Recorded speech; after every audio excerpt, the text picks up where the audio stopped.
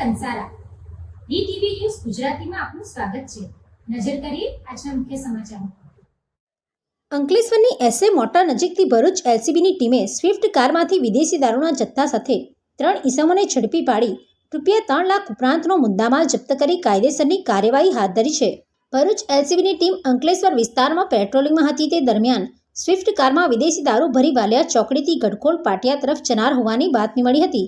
જે મળેલી બાતમીના આધારે પોલીસે એલસીબી ઓફિસ સામેના રોડ પર વોચ ગોઠવી હતી।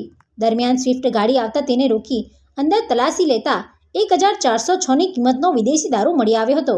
એલસીબીની ટીમે ભડકોદરાની વૃંદાવન સોસાયટીમાં રહેતા યુગ અજયસિંહ, નવા દીવા ગામના અશ્વિન રમેશ વસાવા અને સારંગપુરની સમતા સોસાયટીમાં રહેતા સંદીપ ભરત વસાવાની અટકાયત કરી 3 લાખની સ્વિફ્ટ ગાડી અને 1406નો વિદેશી દારૂ મળી કુલ રૂપિયા 3,01,400નો મુદ્દામાલ કબજે કરી તેઓ વિરુદ્ધ બી ડિવિઝન પોલીસ મથકમાં ફરિયાદ દર્જ કરાવી હતી।